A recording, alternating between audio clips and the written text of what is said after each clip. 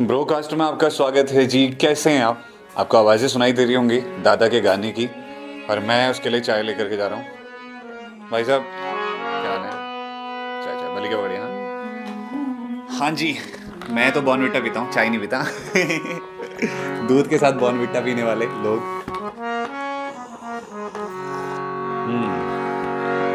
गाना वाना बजा रहा क्या? तो करें फिर शुरू आज की बातों को। चीनी याद होगी? नहीं ठीक है। अरे वो अभी कुछ नमकीन नमकीन लाना था। हेलो हाय, मेरा नाम पंकज जीना है और हमारे दाजू कमल जीना आपके साथ मौजूद हैं ब्रोकास्ट का एक नया एपिसोड लेकर के। कुछ हमारी बातें भाइयों वाली और कुछ आपकी बातें। कल कमेंट पढ़े थे मैंने, तूने पढ़े कमेंट? देखे होंगे। नहीं पढ़ा। अभी दिखाता हूँ मैं तेरे को, बड़े मस्त मस्त कमेंट आ रखे। तो आज उन कमेंट्स पर तो बात होगी साथ में दो भाइयों की थोड़ा जुगलबंदी, मतलब जुगलबंदी क्या होगी, वो सुनाएगा गाने और मैं एंजॉय करूँगा। तो ये चीज़ें आज के शो पे चलने वाली हैं। तो आप भी चाय कॉफ़ी वगैरह तैयार है आपके पास? तो चाय कॉफ़ी तैयार करते हुए थोड़ा गपशप मारिए आप भी। मैंने तो क्या हुआ, खांसी हो रही क्या? नहीं ठीक है। ठीक है सर। बाहर किसी की बारात वारात जा रही है शायद, ढोल बाजों की आवाज़ सुनाई दे रही है। बारात को लेकर के सब लोगों के अपने अपने अलग अलग नज़रिए होते हैं। आपकी ज़िंदगी का भी कोई ना कोई नज़रिया रहा होगा बारात को लेकर के। तो आज यही पूछना है आपसे कि मतलब बारात का इंसिडेंट आपकी लाइफ में कैसा रहा था? दादा तूने अपनी लाइफ में कितने शादी के फंक्शन अभी तक अटेंड किए लगभग? बहुत ज़्यादा नहीं, बहुत कम। फिर भी अनुमानित 5-6 बस। 5-6 से ज़्यादा नहीं। 5-6 से ज़्यादा नहीं? तो ऐसा तो हो ही नहीं सकता। नहीं, बहुत ज़्यादा कभी हुए ही नहीं ना, मौका ही नहीं हुआ इधर। क्या हमारे घर में ही होंगे इतने? तो 7-8 हाँ, पहली शादी में बारात देखने का मौका वो दिल्ली वाले चाचा का था। फिर अंकल की उस दिन शादी? लेने गए हो। अच्छा, उस दिन उन्होंने बाराती कहा लगे कि छोटा है तू? हाँ, वो छोटा था मैं। वहाँ से भाग के गया मैं नीचे। तो उन्होंने ऐसे पकड़ के, कोई मेरे को पकड़ के ऐसे वहाँ ऊपर वापस ले आया। उन्होंने कहा वहाँ ऊपर के रास्ते से जाएंगे। अच्छा, ऊपर के रास्ते जाएंगे, मतलब प्रैंक कर दिया तेरे साथ। बारात चलेगी आगे को और तेरे को उधर को बोला। तो रोया नीचे के रास्ते से निकल गई। तो रोया वगैरह था क्या कुछ? नहीं, अब मैं सोच रहा था कि ऊपर के रास्ते कोई जाएगा। फिर मुझे याद नहीं है उसके बाद। और फिर जो दूसरी बारात थी वो अपने अंकल की शादी में गया था। तो उसके बाद तो फिर तो मंदा की शादी में गया था, चंदुदा की हाँ, शादी में गया मतलब बहुत ज़्यादा शादियाँ अटेंड नहीं हुई है, था। मतलब ऐसे बाराती। 5-6 से ज़्यादा ही होंगे, 10-11 लगभग रहे होंगे। यार ये तो कौन गिनता कौन है। हाँ, मतलब 10-11 फंक्शन मैंने भी अटेंड किए। लेकिन पर तेरे को पता है, शादी को लेकर के लोगों के दिमाग में अलग अलग थॉट हैं। कुछ लोग सोचते हैं कि मतलब बहुत ज़्यादा खर्चे वाली शादी होनी चाहिए, शाही एंट्री होनी चाहिए। ये दूल्हा आ रहा है बुलेट में, मेरे को तो बुलेट चलानी भी नहीं आती। दूल्हा बुलेट में आ रहा है, घोड़े में बैठ करके आ रहा, हेलीकॉप्टर में उड़ करके आते हैं। नहीं, मुझे नहीं पता है। तो what you think about it? मतलब कि ये चीज़ें होनी चाहिए कि मतलब शादी पे खर्चा जितना करते हैं लोग उसको डिपेंड लेकर? करता है, डिपेंड करता है। उस चीज़ से तो वेडिंग इंडस्ट्री चलेगी, नहीं तो कैसे चलेगा?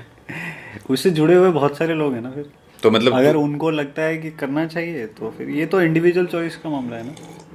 अगर लगता है करना चाहिए तो अगर तेरी शादी होती तो उसमें भी मतलब हाँ, डिपेंड करेगा।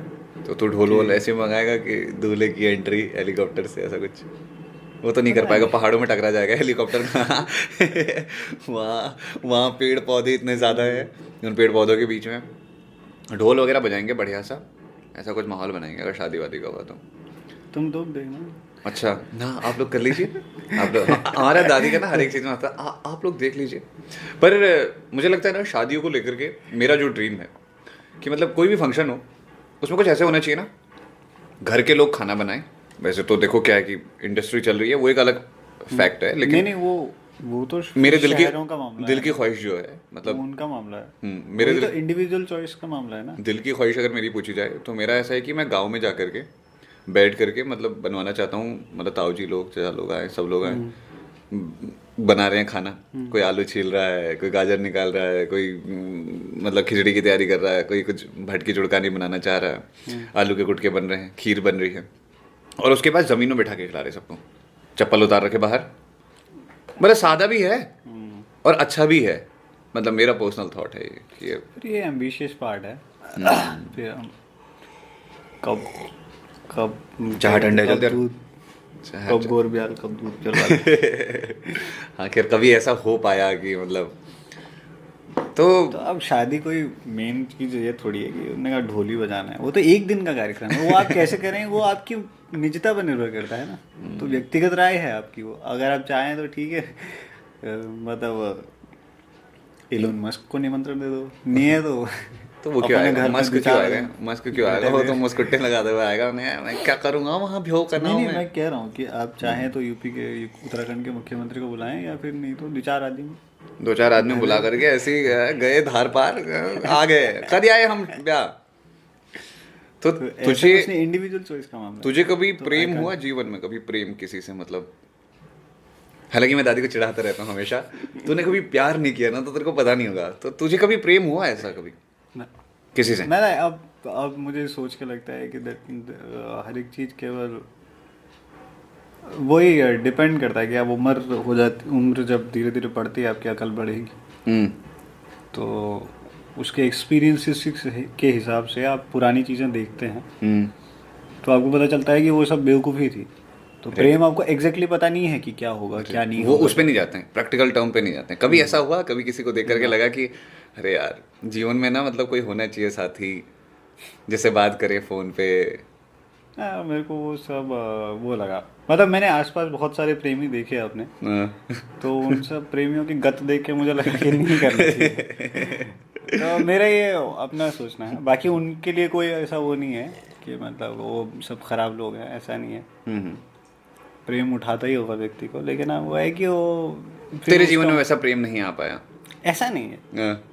अब ये है कि प्रेम एक्जैक्टली क्या समझेंगे आप, पिक्चर देख के ही तो समझा है हमने प्रेम, तो उसके मेन लास्ट में उसके एंड में क्या हुआ? कुछ नहीं है ना, अट्रैक्शन प्लस कुछ, बस हो गया, और कुछ नहीं है। तो जिस केंद्र से ये तेरा मानना है मतलब, या ये सार्वभौमिक सत्य है? सार्वभौमिक सत्य है, मेरा मानना है। हाँ, तेरा मानना है? ऐसा नहीं है ना, मतलब वो तेरा नजरिया ऐसा है? मेरा नजरिया ऐसा है कि मैं ऐसे नहीं देख सकता। तो कभी तेरे को वैसे प्रेम हुआ नहीं किसी से? ऐसे लगा हिम्मत केवल वो बस, अब ऑब्वियसली अट्रैक्शन तो सभी को होता है। अच्छा, तो वो उतना ही है। तो मैं जब उसको वापस पीछे मुड़ के देखता हूँ कि क्या सचमुच वो प्रेम है, तो नहीं है प्रेम। तो एनालाइज कर रहा है ना, लेकिन बट हुआ तो है, मतलब तो प्रेम थोड़ी हुआ वो, मतलब वो तो हुआ है कुछ ऐसा। अब वो तो खाली फिर बात हो, ऐसा हुआ कि पढ़ने में मन नहीं लगा, कभी ऐसा कुछ हुआ कि पढ़ने में मन नहीं लगा, ख्वाब देखे जा रहे हैं किसी के? बड़े भाई से पूछना ये कि प्रेम हुआ है सबसे मुश्किल काम है इस दुनिया का। मैं एक लाइन ऐसी लिखूंगा, बड़े भाई का प्रेम में होना दुनिया की सबसे बड़ी खुशी होगी। जिस दिन तेरे को प्रेम हो जाएगा कितना सही लगेगा ना उस दिन। असल में क्या है कि दादी ने मेरी ऐसी गत देखी है प्रेम में, अलग अलग तरह से। नहीं, और लोगों की भी देखी है। अच्छा, मेरी देखी है मतलब ना, मेरी तो देखी है। औरों की भी देखी है ना, और भी तो आसपास बहुत सारे लोग थे जो ऐसे प्रेम में पड़े। अरे उस टाइम पे क्या होता था कि रिचार्ज कराने जाते थे। तेरे को पता होता था कि जब मैं कस्टमर केयर बोल करके मम्मी के बैलेंस को साफ कर जाता था, मैं क्यों कहाँ से, तेरे को लगता था कस्टमर केयर ही है ना? थैंक गॉड, नहीं तो मेरा कुटाना जाता। मैं कितना बचा हूँ चीज़ों को लेकर के। आने वाले लोगों के कुछ सवाल थे जो अलग अलग चीज़ों को लेकर के हैं, उस पर तो अभी बात करेंगे। पहले कोई एक गिरीश तिवारी गिरधा है हमारे वहाँ के, बहुत शानदार कवि हैं, तो मैं सोच रहा था कि कोई एक गीत उनका तो सुना देता। हाँ, मेरे को एक मैंने थोड़ा सा वो बनाया था, जो मैंने शायद हमने वो यूट्यूब पे भी डाला है।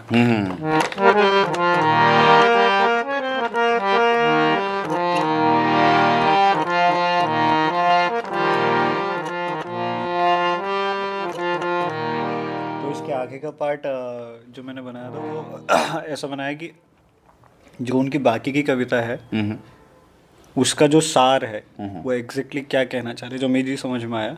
अच्छा। वो मैंने समझा। और गिरधा के बारे में ऐसा कुछ कहा जा सकता है कि वो हमारे घर के ठीक नीचे रहते थे। मतलब मैं तो ऐसा कहूँगा कि हमारे घर के ठीक नीचे रहते थे, और हमारी विडंबना ऐसी थी या हमारी बुद्धि में ऐसा हुआ कि हमने उनको पढ़ा भी नहीं, हमने अच्छे से उनके बारे में भी नहीं जाना। वो जोली में रहते थे और चोपड़ा, जब मुझे उससे पता चला, पास में ही हुआ हमारा गाँव। और हमारा घर उससे ज़्यादा दूर नहीं है, बहुत ज़्यादा दूर नहीं है हमारा घर, उतनी दूर तो है। मुझे लगता है तो मुझे लगता है कि हमने जो खोया, जो हमने अपने आसपास नहीं देखा, हमने कम से कम उन्हें पढ़ना चाहिए था, उन्हें कम से कम पढ़ना चाहिए था। फिर हम खाली इस बात में रहते हैं कि कुमाऊं में कोई कवि नहीं रहे या पहाड़ में कोई कवि नहीं है, तो नरेंद्र सिंह उधर जो नेगी जी हैं गढ़वा। अब कैमरे की लिमिट होती है ना, वो एक लिमिटेड टाइम तक रिकॉर्ड करता है, तो वो टाइम चला गया था, तो उसके बाद आगे हम बढ़ रहे हैं हल्के हल्के। तो तू क्या बता रहा था कि जैसे गढ़वाल में नेगी जी हैं, वैसे ही हमारे मतलब कुमाऊं में भी ऐसे ही कई कवि हैं, और होता हर हिस्से में कोई ना कोई कवि जो लोकल फोक जो बढ़ा रहे होते हैं, ऐसे कवि होते हैं, लेकिन उनके बारे में हम नहीं जान पाते। हाँ मतलब मैं नेगी जी के गाने ज़्यादातर सुनता हूँ। तो नेगी जी का इंटरव्यू था किसी के साथ, उनके इंटरव्यू में मुझे गिरदा के बारे में पता चला। फिर मैंने मेरे साथ भी तो हुआ था इंटरव्यू, उसमें भी तो बोला था मैंने, भी तो तेरे को जिक्र किया था उस दिन आकर के। पता नहीं, मैंने मतलब मैंने गिरदा को ध्यान से तब पढ़ना शुरू किया, तब मैंने ध्यान से सुना। और जो उत्तराखंड के आंदोलन में जो उन्होंने लिखा है, उसको देख के एक्चुअल में लगता है कि वो बहुत बड़े जन कवि थे। मतलब हमने एक्चुअल में बहुत कुछ ऐसी चीज़ खो दी है उनके जाने के वजह से, जो बहुत ही इम्पोर्टेंट था। इतना मुश्किल था उनका लिखा हुआ, मतलब इतना आसान लिखते हैं और बहुत ही ज़्यादा साफ सुथरा, और बहुत मुश्किल है उतना आसान लिखना, उस भाषा में लिखना। उत्तराखंड से बाहर के जो लोग इसे देख रहे हैं उनके लिए बता दूं कि बड़ा मुश्किल होता है इन चीज़ों को कर पाना, क्योंकि जब उत्तराखंड की एक लड़ाई चल रही थी उस वक्त पे लाखों लोगों ने अपनी ज़िंदगी कुर्बान की, और उसके बाद उत्तराखंड राज्य अलग हुआ, और उसके बाद उनके अपने संसाधनों की लड़ाइयाँ चल रही हैं, और हालांकि अपने एक बेहतर भविष्य के लिए उन लोगों ने देखा। तो उस वक्त पे हमारे जनकवि हैं, हम हैं ही कहूँगा मैं, तो हमेशा वो कभी हमसे दूर नहीं जा सकते, गिरीश तिवारी गिरदा। तो गिरदा की लिखावट है एक, उसके मायने भी समझाएंगे और उसकी लाइन भी आपको सुनाएंगे। तो आप किसी भी भाषा में हो, लेकिन एक बार इसको महसूस करने का ट्राई कीजिएगा। तो इसका आगे का पार्ट जो मैं 4 लाइन मैंने जो अपनी जोड़ी है उसमें, हालांकि उनके बराबर लिख पाना बहुत मुश्किल है, लेकिन जो उनकी पूरी कविता का सार है, जो मेरी समझ में आया, वो मैंने लिखा। तुम उम्मीद झन छोड़िया हो, आस जगोन झन छोड़िया, तुम उम्मीद झन छोड़िया हो, आस जगोन झन छोड़िया हो। एक दिन सब है जला भला, एक दिन सब है जलो भलो, गिरदा खोची ध्यान धरिया हो। इसका मतलब आपको समझा देते हैं कि तुम उम्मीद मत छोड़ना, और उम्मीद जगाना मत छोड़ना, आस मत छोड़ना, एक दिन सब अच्छा हो जाएगा। गिरदा कहते थे कि ध्यान रखना इस बात का। अब आगे सुनिए। क्यों पहुंची गिरदा? कि तुकनी लगाओ देख, घुन नमुनई टेक, तुकनी लगाओ देख, घुन नमुनई टेक, ओ जता एक दिन आला, दिन या दुनी में ओ जता एक दिन आला, ओ दिन या दुनी में। ओ जदिन कटुली रात ब्याली, पौ फाटला को कड़ाली, जदिन कटुली रात ब्याली, पौ फाटला को कड़ाली, हो जता एक दिन आला, दिन दुनी में हो जता एक दिन आला, दुनिया दुनी में। ओ जदिन चोरनी फलाला, ओ जदिन चोरनी फलाला, के जोरनी चलाला, जदिन चोरनी फलाला, के जोरनी चलाला, हो जता एक दिन हो जता एक दिन हो जता एक दिन आला, दिन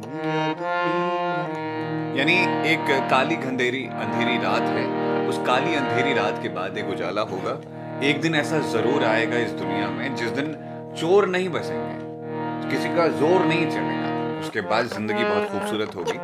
तो ये कहना है हमारे गिरीश तिवारी गिरदा का। हर क्षेत्र में, हर भाषा में अलग अलग कवि रहे हैं। जैसे भोजपुरी में भिखारी ठाकुर जी का नाम बहुत बड़ा है, हाँ मैंने और सुना है। उसके अलावा कई ऐसे जनकवि रहे हैं। आप किसी शहर में रहते हैं, किसी जगह रहते हैं, जहाँ से भी बिलोंग करते हैं, मुझे ऐसा लगता है कि आपको अपने फोक के बारे में, आपको अपने अपनों के बारे में, अपनी जड़ों के बारे में जानकारी होना बहुत ज़रूरी है। अच्छा है दुनिया के सारे ज्ञान को भी पाना, लेकिन आखिर में कहते हैं ना कि हमारी पहचान किससे है। चाहे आप राजस्थान से हैं तो राजस्थान में जिस जगह से ताल्लुक़ रखते हैं, चाहे गुजरात में हैं जिस जगह से ताल्लुक़ रखते हैं, वहाँ का कोई एक फोक आपको याद रहना चाहिए, जो लोकगीत है, लोक याद रहना चाहिए। हाँ, मेरा ये मानना रहा है।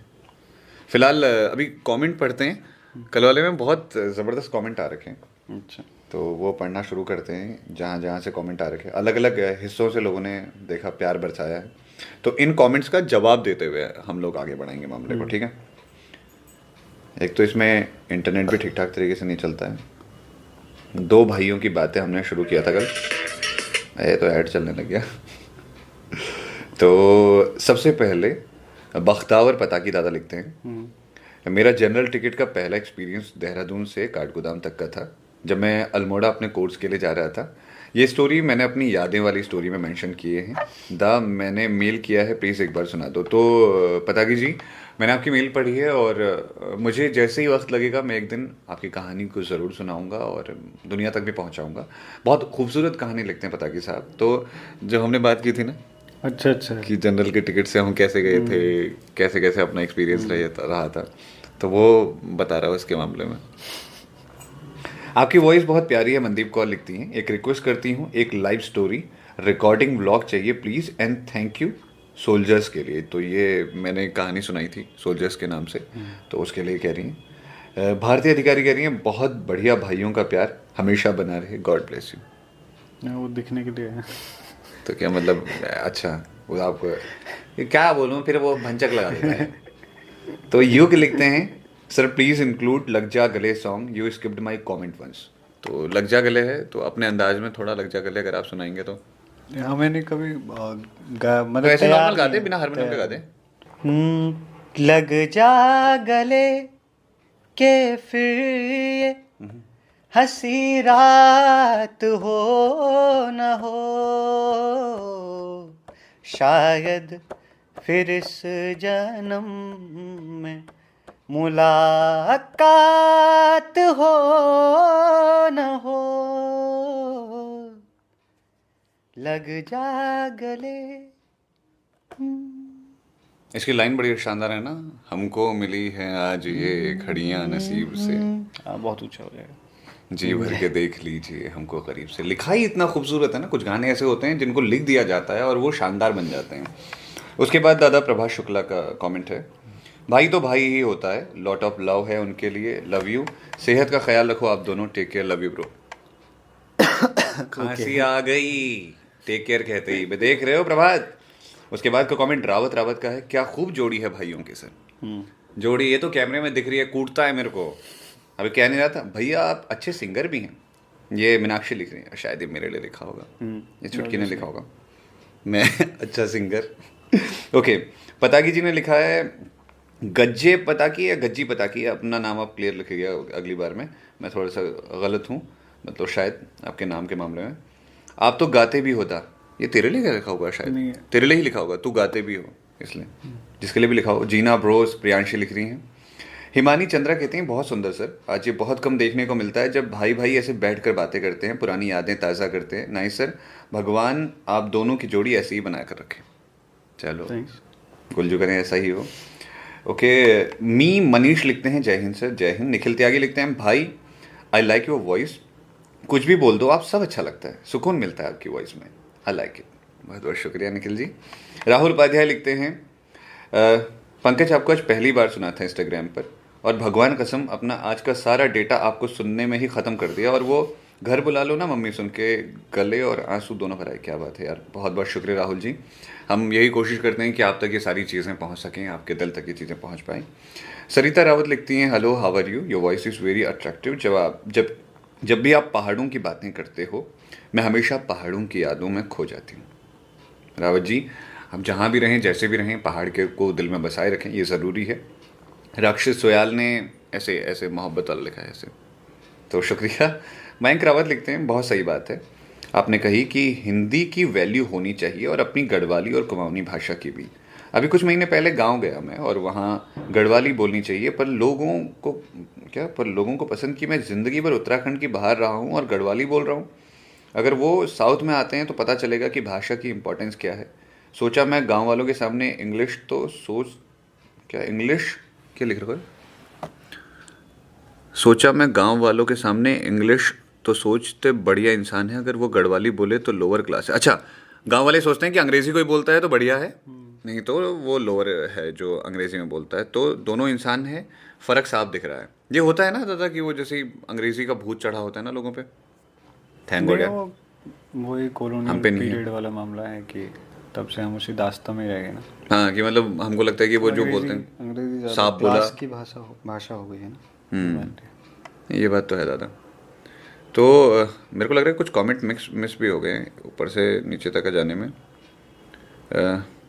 ओके, हाँ, मयंक रावत का चल रहा था ना। बात यह है कि आज की डेट में आजकल स्मार्टफोन में इनबिल्ड रेडियो ऐप गायब हो गया। जो तो बात कर रहा था, रेडियो आने वाले टाइम पे वो चला जाएगा और ये चीज़ गलत हो रही है क्योंकि कहीं एक बार इमोशनल बातें सुनने को दिल अच्छा लगता है। तो तुमने ना क्लियर नहीं लिखा है मयंक भाई, तो अगली बार क्लियर लिख लेना इस चीज़ को।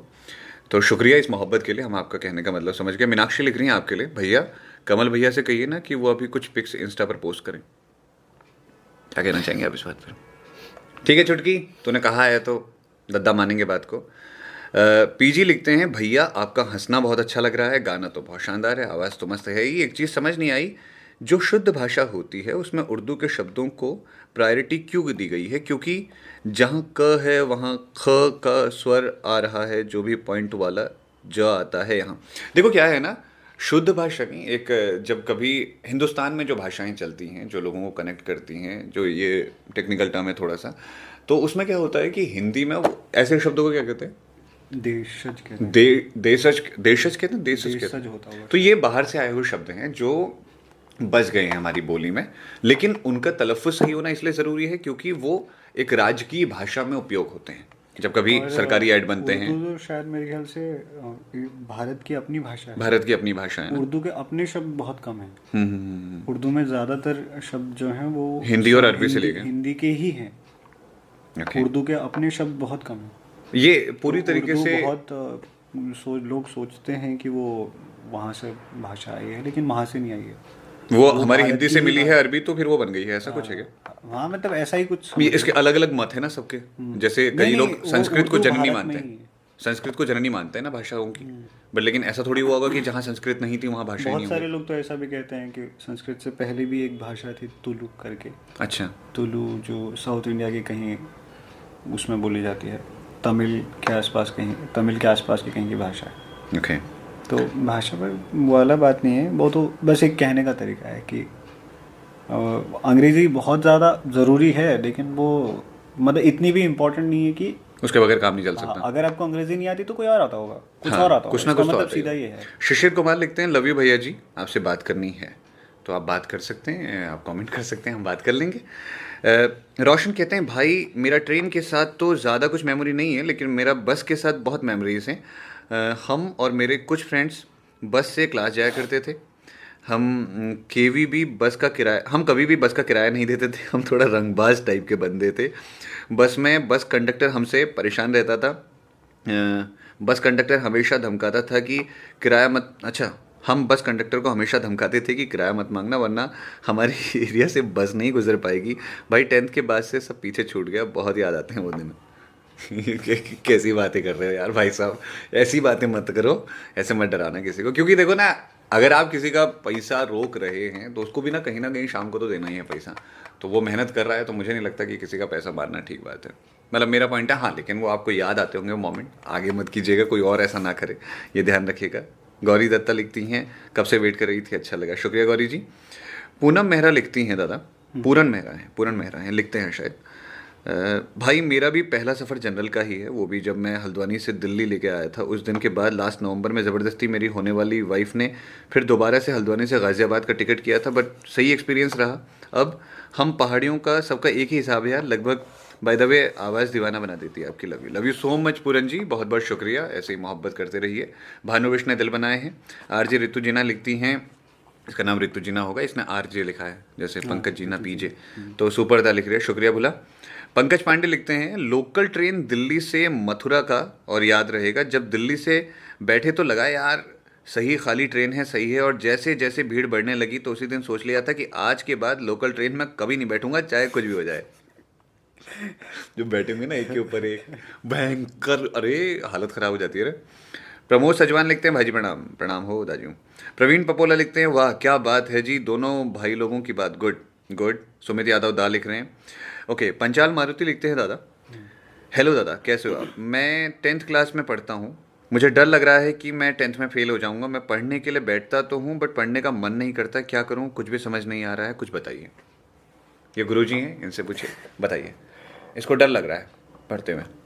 कुछ नहीं है, मैं तो एज ए स्टूडेंट बहुत उतना अच्छा हूँ नहीं, था नहीं कभी।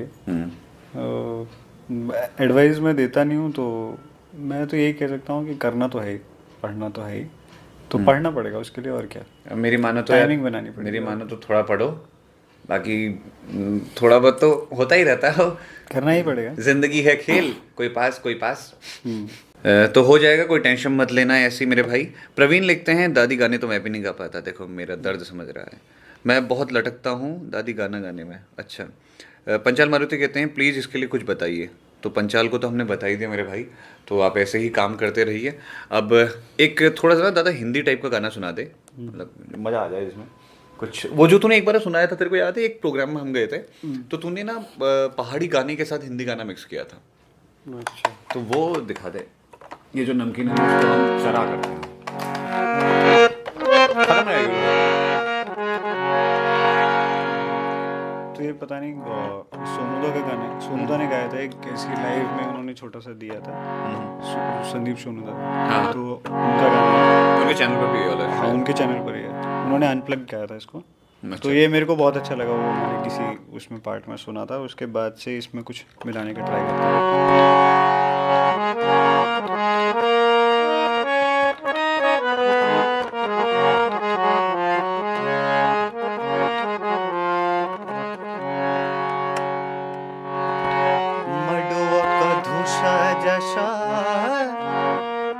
जलिरा छाती मडुवक धूष जशा जलिरा छाती मेर नामक जल दिए देवी थानबाती तूनी घूरा घुगुती घूरा घूरा है मेरी कलेजी में आग लगी है रे मेरी कलेजी में आग लगी तुम परदेसी किधर से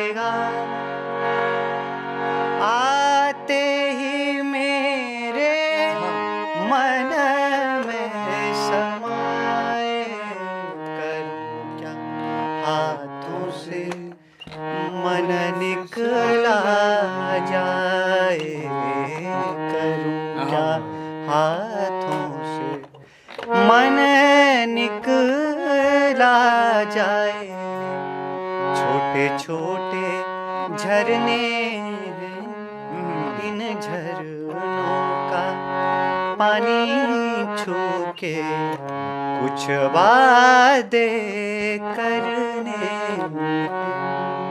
क्या तो इसी वादे के साथ कि आप अपना ख्याल रखेंगे, मोहब्बत बरकरार रखेंगे, हम मुलाकात करेंगे ब्रोकास्ट के अगले एपिसोड में। तब तक ऐसे मोहब्बत करते रहिए और बताइए कि आपको ये कैसा लग रहा है, आपकी अपने भाई के साथ कैसी जुगलबंदी है, कैसी गप्पे आप मारते हैं भाई के साथ, लड़ते झगड़ते भी हैं क्या। आने वाले टाइम में ना हम आपको कुछ ऐसा भी दिखाएंगे, हमारे कुछ ज़बरदस्त वाली कुछ चीज़ें। तो इसीलिए बस मोहब्बत करते रहिए, क्योंकि मोहब्बत ज़रूरी है इस दुनिया के लिए, मोहब्बत ज़रूरी है, होनी चाहिए। तूने कभी प्यार नहीं किया ना, तू नहीं समझेगा ना कभी, तेरे को समझ ही नहीं आएगा कभी। चलो ठीक है भाई।